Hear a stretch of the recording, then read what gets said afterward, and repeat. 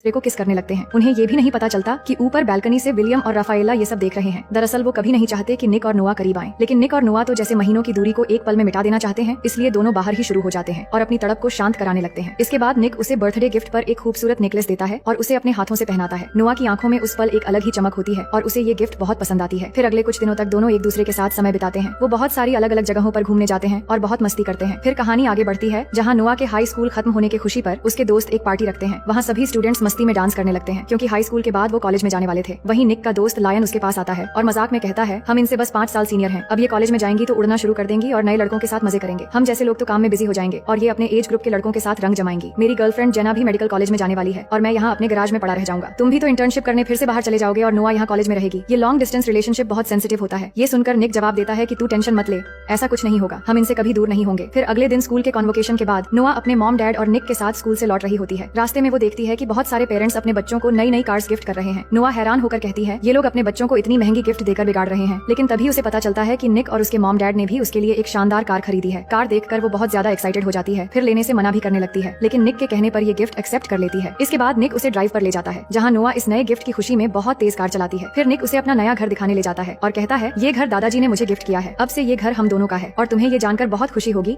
कि मैं इंटर्नशिप करने के लिए अब तुमसे दूर नहीं जाऊंगा और यहीं रहकर इंटर्नशिप करूंगा। और बातें करते करते निक उसे किस करने लगता है और दोनों रोमांटिक होकर धीरे धीरे एक दूसरे के करीब आने लगते हैं। उसी दौरान निक कहता है, आज से हम यहीं पर लिविंग में रहेंगे और हमें कोई भी डिस्टर्ब नहीं करेगा। ये सुनकर नोआ चौंक जाती है और उसे लगने लगता है कि निक उसके प्यार के लिए नहीं बल्कि मजे के लिए साथ रहना चाहता है। उसे गुस्सा आ जाता है और वो ये कहकर चली जाती है कि मैं 18 साल की हो चुकी हूँ और लिविंग के बारे में नहीं सोच सकती। इसके बाद रात का सीन देखते हैं, जहाँ पार्टी में निक अपने दोस्त लायन से कहता है, मुझसे गलती हो गई यार, मुझे नोआ से अचानक ये सब नहीं कहना चाहिए था। वो लिविंग के बारे में सुनते ही मुझसे गुस्सा हो गई है। उधर नोआ भी अपनी फ्रेंड जेना से कहती है, मुझे लगा था निक मुझसे प्यार करता है, लेकिन अब उसकी हरकतें सिर्फ एक ही चीज की ओर इशारा कर रही हैं। इन लड़कों के प्यार में पड़ना बेवकूफी से ज्यादा कुछ नहीं है। पर जेना उसे समझाती है कि देखो नोआ, मैं निक को बचपन से जानती हूँ, शायद वो तुम्हें खोने से डर रहा है और मुझे लगता है कि वो आज भी तुमसे उतना ही प्यार करता है। उसकी मॉम उसे छोड़कर चली गई थी, तब से वो सेंसिटिव मामलों में बहुत डरता है। तुम्हें जाकर उससे बात कर लेनी चाहिए। तो जेना की बात सुनकर वो निक के पास जाती है और दोनों नॉर्मल होने की कोशिश करते हैं। फिर अगले दिन नोआ की मॉम उसे हॉस्टल के रूम दिखाने ले जाती है, जहाँ रहकर वो कॉलेज में पढ़ने वाली है। वहाँ पर वो अपनी नई रूममेट के साथ रहेगी, जिसका नाम ब्रायर है। अब इस ब्रायर के पास्ट को लेकर एक छोटी सी कहानी है जो हमें आगे पता चलेगी। दूसरी तरफ निक अपने डैड के ऑफिस में होता है, जहाँ उसके डैड ने उसकी इंटर्नशिप में हेल्प करने के लिए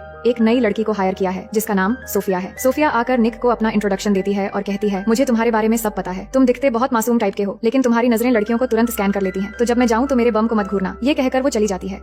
इसके बाद हम नोआ और उसकी मॉम को देखते हैं, जहाँ नोआ की मॉम उसे निक के साथ एक तस्वीर दिखाती है और सीधा सवाल करती है कि तुम दोनों के बीच चल क्या रहा है। तुम्हें अंदाजा भी है कि ये तस्वीर अगर न्यूज में आ जाती तो क्या हो सकता था। तुम्हें ये सब छोड़ना पड़ेगा, नहीं तो लोग यही बोलने लग जाएंगे कि माँ बेटी पैसों के पीछे कितनी गिर चुकी है। लेकिन नोआ एक बात भी नहीं सुनना चाहती। वो जवाब देती है कि हम एक दूसरे से प्यार करते हैं। मैं 18 साल की हो चुकी हूँ और लोग क्या कहते हैं इससे मुझे कोई फर्क नहीं पड़ता। इसके बाद नोआ वापस अपने हॉस्टल में जाती है, लेकिन वहाँ पहुँचते ही देखती है कि यहाँ तो पार्टी चल रही है। मगर ब्रायर नोआ को देखते ही सबको वहाँ से निकलने को कहती है और नोआ को लेकर रूम में जाती है। नोआ का मूड ऑफ देखकर वो उसे रिलैक्स करने की कोशिश करती है और कहती है कि तुम तो 7 दिन बाद आने वाली थी। तो नोआ कहती है कि कुछ भी अच्छा नहीं लग रहा था, इसलिए जल्दी आ गई। फिर ब्रायर बताती है कि मैं भी कभी किसी से प्यार करती थी, लेकिन उसने धोखा दे दिया और अब मैं अकेली ही खुश हूँ। तभी वहाँ माइकल नाम का एक लड़का आता है जो अपनी जैकेट लेने आया था। तो ब्रायर नोआ को उससे मिलवाती है और कहती है कि ये हमारे सामने वाले फ्लैट में रहता है और बहुत ही अच्छा लड़का है। दूसरी तरफ विलियम राफाएला को कॉल करके कहता है, तुम्हारा आइडिया तो काम कर गया, ऑफिस में दोनों के बीच में अच्छी केमिस्ट्री नजर आ रही है। असल में नोआ और निक के बीच दूरी लाने के लिए सोफिया को नौकरी पर रखा गया था और ये सब नोआ की मॉम की प्लानिंग थी। इसके बाद हम देखते हैं कि निक और नोआ निक की बहन मैगी से मिलने जाते हैं और तीनों मिलकर बहुत मस्ती करते हैं। कुछ समय साथ बिताने के बाद जब वो वापस जाने लगते हैं, तभी वहाँ निक की असली मॉम क्लॉडिया आ जाती है। पर निक अपनी मॉम से अब कोई रिश्ता नहीं रखना चाहता था, क्योंकि उन्होंने उसे 10 साल पहले ही छोड़ दिया था। इसलिए वो एक पल भी वहाँ नहीं रुकता और बिना कोई जवाब दिए नोआ को लेकर चला आता है। घर लौटते ही वो बिल्कुल उदास हो जाता है और नोआ से कहता है कि 10 साल तक उन्हें मेरी याद नहीं आई, तो अब मुझसे मिलने क्यों आई है। निक को उदास देखकर नोआ उसे शांत कराने की कोशिश करती है और उसे प्यार से किस करने लगती है। फिर निक उसे अंदर कमरे में ले जाता है और दोनों एक दूसरे को बहुत सारा प्यार करने लगते हैं। नोआ भी इस पल को पूरी तरह महसूस करती है। इसके बाद नोआ निक को अपने हॉस्टल अपार्टमेंट में लेकर जाती है, जहाँ निक जैसे ही अंदर आता है तो उसकी नजर ब्रायर पर पड़ती है और वो चौंक जाता है। नोआ उसे बताती है कि ये मेरी रूममेट ब्रायर है, लेकिन निक के चेहरे पर हैरानी साफ थी, क्योंकि ब्रायर उसकी एक्स गर्लफ्रेंड थी, जिससे एक एक्सीडेंट के बाद वो अलग हो गया था। पर निक ज्यादा बात किए बिना बहाना बनाकर वहाँ से निकल जाता है, लेकिन गलती से अपना फोन वहीं छोड़ जाता है। इसके बाद हम निक को लायन के साथ कार में देखते हैं, जहाँ लायन कहता है कि मैं यहाँ अपने भाई के कहने पर ड्रग्स डिलीवर करने आया था, लेकिन अब डर लग रहा है। निक उसे समझाता है कि तुझे पैसे चाहिए थे तो मुझसे मांग लेता, ये सब करने की क्या जरूरत थी। मैंने नोआ से वादा किया है कि अब मैं कोई उल्टा सीधा काम नहीं करूंगा, इसलिए मैं तेरे साथ अंदर नहीं चल सकता। पर फिर भी दोस्ती निभाते हुए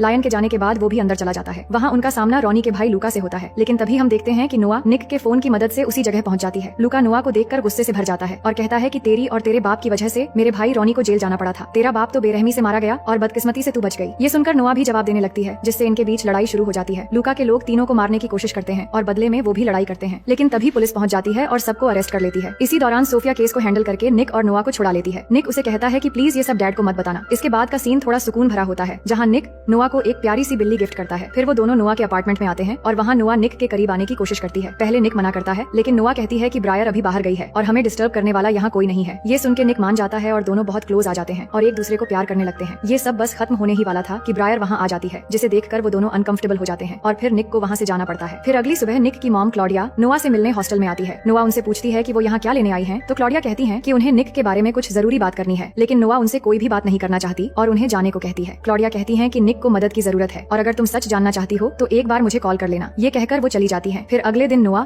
निक के घर डिनर पर जाती है, जहाँ वो सोफिया से मिलती है, लेकिन सोफिया को देखकर उसे बहुत जलन होती है क्योंकि निक उसके साथ इंटर्नशिप कर रहा है जो उसे पसंद नहीं है। फिर सब मिलकर साथ में डिनर करने लगते हैं, लेकिन नोआ देखती है कि निक और सोफिया एक दूसरे के काफी करीब हो रहे हैं, जो उसे बिल्कुल भी अच्छा नहीं लगता। वो गुस्से में आकर सबके सामने ये कहकर चली जाती है कि निक और वो लिविंग में रहना चाहते हैं। ये सुनकर सब हैरान रह जाते हैं, लेकिन नोआ की मॉम सिचुएशन संभालने के लिए सबको बताती है कि आज ही के दिन नोआ के डैड की मौत हुई थी और तभी से वो रातों में डरावने सपने देखती है, इसलिए कभी कभी ऐसा बर्ताव करती है। इसके बाद निक नोआ के पास जाता है और उससे माफी मांगता है कि वो आज के दिन के बारे में भूल गया था, लेकिन नोआ उस पर नाराज होती है कि तुम मुझसे झूठ बोलकर धीरे धीरे सोफिया के करीब जा रहे हो। तो निक उसे समझाता है कि मेरा और सोफिया का रिश्ता सिर्फ प्रोफेशनल है और मैं सिर्फ तुमसे प्यार करता हूँ। नोआ कहती है कि तुम्हारे डैड तो तुम्हारी शादी सोफिया से करवाना चाहते हैं, तो वो जवाब देता है कि ऐसा कुछ भी नहीं होगा, मैं ऐसा कभी नहीं होने दूंगा और तुम्हें मुझ पर भरोसा करना चाहिए। लेकिन फिर भी नोआ वहाँ से चली जाती है। इसके बाद अगले दिन नोआ क्लॉडिया से मिलने के लिए उसे घर बुलाती है। घर में कोई नहीं था तो वो उसे ड्रायर में रखे कुछ पेपर्स देखने को कहती है। नोआ जब उन फोटोज और डॉक्यूमेंट्स को देखती है तो उसे पता चलता है कि निक के डैड विलियम ने अपनी वाइफ क्लॉडिया पर झूठा इल्जाम लगाकर तलाक लिया था और निक की कस्टडी भी ले ली थी, जबकि सच्चाई ये थी कि निक के डैड पहले से ही नोआ की मॉम के साथ रिलेशन में थे। इसी बीच क्लॉडिया विलियम के रूम में जाकर उसका एक टूथब्रश चुपचाप अपने पास रख लेती है। फिर अगले दिन निक नोआ को मनाने के लिए डिनर पर ले जाता है और अपने हाथ पर बना नोआ के नाम का टैटू दिखाता है। नोआ यह देखकर खुश तो होती है, पर कहती है कि तुम्हें ये नहीं करवाना चाहिए था, ये अब हमेशा तुम्हारे साथ रहेगा। इसके बाद दोनों डांस करने लगते हैं, जिस दौरान निक बताता है कि उसे एक केस के सिलसिले में सोफिया के साथ लंदन जाना होगा। तो नोआ कहती है कि ठीक है, मुझे इस पर कोई नाराजगी नहीं है, जिसके बाद दोनों साथ में रात बिताते हैं। अगली सुबह निक और सोफिया लंदन के लिए निकल जाते हैं, जहां निक अपने दादाजी से मिलता है और ब्रायर के बारे में पूछता है। दादाजी बताते हैं कि उस हादसे के बाद ब्रायर 2 साल तक मेंटल हॉस्पिटल में थी और इसमें तुम्हारी कोई गलती नहीं थी,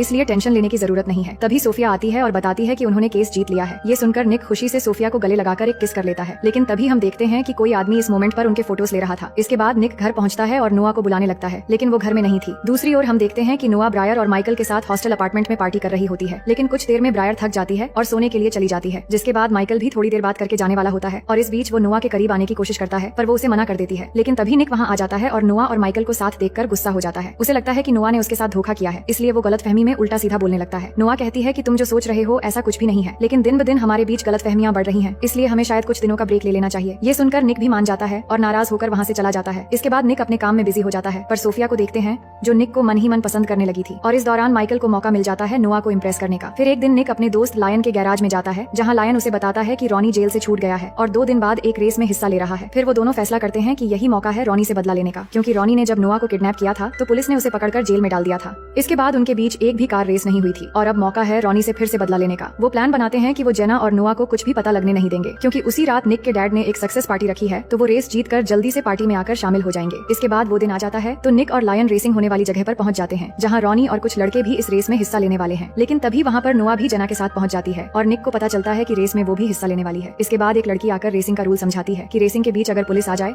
तो इसका जिम्मेदार तुम सब अकेले होगे और रेस पूरी तरह खत्म होने के बाद ही जीतने वाले को उसका पैसा मिलेगा। इसके बाद रेस शुरू हो जाती है और उनके बीच टक्कर का कंपटीशन शुरू हो जाता है, लेकिन इस बीच ब्रायर पुलिस को कॉल करके बता देती है कि यहाँ इलीगल रेसिंग हो रही है। तो कुछ देर में पुलिस उनके पीछे पड़ जाती है, मगर सभी रेसर पुलिस को चकमा देकर रेस जारी रखते हैं और उनसे आगे निकल जाते हैं। लेकिन एक पुलिस की कार फिनिशिंग लाइन पर आकर उन्हें रोकने के लिए गन पॉइंट कर देती है। ये देखकर रॉनी को फंसाने के लिए निक और नोआ रॉनी की कार को दोनों तरफ से टक्कर मारना शुरू कर देते हैं और उसकी कार को बीच में फंसाकर पुलिस की कार से एक्सीडेंट करवा देते हैं और अपने दोस्त लायन को रेसिंग में जितवा देते हैं। इसके बाद पुलिस रॉनी को इलीगल रेसिंग और पुलिस पर हमला करने के जुर्म में अरेस्ट कर लेती है और बाकी सभी रेसर पुलिस से बचकर वहाँ से भाग निकलते हैं। इसके बाद वो घर पहुंचते हैं, जहाँ पार्टी शुरू हो चुकी थी और बहुत सारे लोग आ चुके थे। वहीं नोआ भी ब्रायर के साथ पार्टी में एंट्री करती है और लायन अपनी गर्लफ्रेंड जेना से माफी मांगने लगता है। तो जेना कहती है कि मैं तुमसे बहुत प्यार करती हूँ, मगर तुम हमेशा पैसों के पीछे भागकर उल्टे सीधे काम करते रहते हो। तो लायन बताता है कि मैंने आज जो रेस जीती है उससे मुझे कोई खुशी नहीं हुई, सबसे ज्यादा खुशी मुझे तुमसे मिलकर होती है। लेकिन जेना उसकी बात नहीं सुनती और वहाँ से चली जाती है। वहीं ब्रायर ने नोआ को उसके और निक के पास्ट के बारे में सब कुछ बता दिया था। फिर निक ब्रायर से कहता है कि उस एक्सीडेंट के बाद तुम्हारे साथ जो हुआ मुझे उसके बारे में कुछ नहीं पता था। तो ब्रायर बताती है कि एक्सीडेंट के बाद तुम मुझे छोड़कर भाग आए थे, मैं प्रेग्नेंट थी और मेरा सब कुछ खत्म हो गया और इन सब के पीछे तुम्हारे परिवार का हाथ था, लेकिन तुमने एक बार भी मुझे ढूंढने की कोशिश नहीं की। इसके बाद ब्रायर किचन से होते हुए बाहर जाती है और अपने साथ निक की मॉम क्लॉडिया को पार्टी में लेकर आ जाती है। अब पार्टी में क्लॉडिया को देखकर सभी लोग हैरान हो जाते हैं। वो सभी से बात करती है और सच्चाई बताती है कि विलियम ने मुझे रफाएला के लिए तलाक दिया था क्योंकि उन दोनों में पहले से ही अफेयर चल रहा था और मुझ पर उल्टा सीधा इल्जाम लगाकर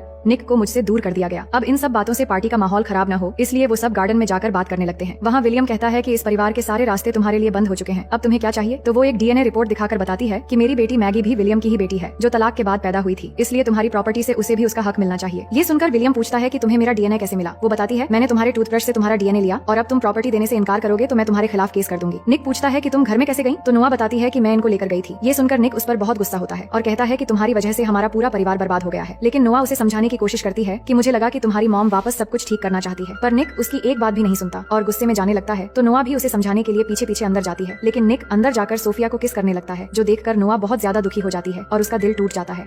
तभी नोआ के पास ब्रायर आती है और उसे सोफिया और निक के कुछ फोटोज दिखाती है और यहाँ हमें भी पता चलता है कि उस दिन निक और सोफिया की जो तस्वीरें खींची गई थी उसके पीछे ब्रायर थी और माइकल को भी उसी ने नोआ की करीब होने के लिए कहा था क्योंकि वो निक से बदला लेना चाहती थी। ये तस्वीरें देखकर नोआ और भी ज्यादा दुखी होती है और वहाँ से चली जाती है। वहीं निक कार लेकर गुस्से में कहीं जा रहा होता है तो लायन उसे समझाता है कि तुमने नोआ के साथ ऐसा करके ठीक नहीं किया और अचानक एक बात को लेकर प्यार के रिश्ते को ऐसे बर्बाद नहीं करते। ये सुनने के बाद निक को समझ आ जाता है कि उसने नोआ के साथ अच्छा नहीं किया, इसलिए वो नोआ से बात करने के लिए वापस पार्टी में जाता है। लेकिन वहाँ ब्रायर उसे बताती है कि नोआ अब तुम्हें कभी नहीं मिलेगी। इसके बाद निक नोआ को ढूंढने के लिए उसके हॉस्टल की तरफ निकल पड़ता है। वहीं नोआ हॉस्टल में पहुंचकर माइकल के कमरे में जाती है और बहाना करती है कि उसके रूम की चाबी कहीं खो गई है, पर माइकल समझ जाता है कि नोआ और निक के बीच कुछ हुआ है। इसी दौरान निक नोआ को बार बार मैसेज कर रहा था, लेकिन नोआ को पता चलने से पहले माइकल उसका फोन ऑफ कर देता है, जिसके बाद निक पर गुस्सा करके जिद में आकर नोआ माइकल के साथ इंटीमेट हो जाती है और माइकल भी इस मोमेंट का भरपूर फायदा उठाता है। अब ये सब कुछ होने के बाद हम नोआ को देखते हैं जो बहुत दुखी थी। इसके बाद माइकल नोआ के लिए कॉफी बनाकर लाता है, लेकिन नोआ मना करके बाहर आ जाती है। बाहर पहले से ही निक हॉस्टल के सामने बारिश में बैठकर उसका इंतजार कर रहा था, लेकिन उसे देखकर भी वो कुछ नहीं कहती और उसके सामने से गुजरते हुए वहाँ से चली जाती है। ये सब देखकर निक भी समझ जाता है कि नोआ किस हालत में माइकल के रूम से बाहर आई है, यानी कि अब उनके बीच सब कुछ खत्म हो चुका है। जिसके बाद निक भी अपनी गाड़ी लेकर वहाँ से चला जाता है। अब कहानी के आखिर में हम देखते हैं कि नोआ अपने डैड की कब्र पर जाती है और दुखी होकर अपने डैड को हमेशा के लिए गुड बाय कहती है, लेकिन तभी उसे वहाँ कुछ लिखा हुआ नजर आता है जो असल में निक ने लिखा था कि निक हमेशा नोआ के साथ रहेगा। इसे पढ़कर नोआ बहुत ही इमोशनल हो जाती है। अब यहाँ ऐसा लग रहा था कि उनके बीच सब कुछ खत्म हो गया है, लेकिन इस कहानी के अगले पार्ट में क्या होगा ये हमारे लिए एक सस्पेंस रह जाता है और इसी सस्पेंस के साथ ये कहानी यहीं पर खत्म हो जाती है।